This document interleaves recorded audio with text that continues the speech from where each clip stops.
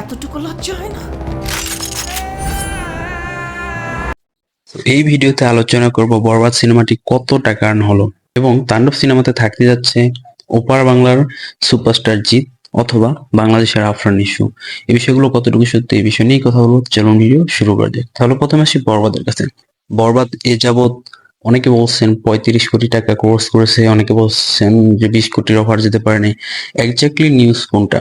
Exactly news হচ্ছে বাংলাদেশে কোনো বক্স অফিস নেই যেখানে আপনাকে এক্স্যাক্টলি নিউজটা প্রোভাইড করতে পারবো। বাট হ্যাঁ, এটা আছে যে সিঙ্গেল স্ক্রিন থেকে আনুমানিক কত টাকা আর্ন হতে পারে এবং যেটা সিনেপ্লেক্স আছে সেইখান থেকে কত টাকা আর্ন হতে পারে।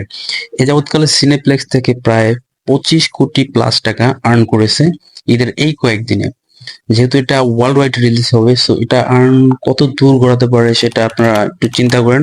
এবং সিঙ্গেল স্ক্রিনের আনুমানিক যদি হিসেব করা হয় তাহলে টোটাল আর্ন দাঁড়ায় 35 কোটি টাকা। সো এখন অবধি অরিজিনাল সোর্স হচ্ছে এটাই, 35 কোটি টাকা হচ্ছে বরবাদের এক সপ্তাহের বক্স অফিস কালেকশন। এরপর যদি বলি তাণ্ডব সিনেমায় জিৎ থাকতে চলেছে, যদিও এই ব্যাপারটা অফিসিয়ালি কোনোভাবে প্রচার করা হয়নি, বাট বিভিন্ন রকম রিউমার থেকে এই বিষয়টা স্পষ্ট বোঝা যাচ্ছে যে তাণ্ডব সিনেমাতে হয় আফরান নিশো থাকছে অথবা ওপার বাংলার সুপারস্টার জিৎ থাকছে। দেখেন, কথা আছে যে যাহা রটে তাহা কিন্তু পটে। তার মানে হচ্ছে ওপার বাংলার জিৎ থাকার অসম্ভব কিছুই না। রাফি এবং সাকিব চাইলে অনেক কিছু পসিবিলিটি রয়েছে। সো আমার কাছে মনে হয় যে গুঞ্জনটা মাঝে মাঝে সত্যিও হয়ে যায়। ইয়েস।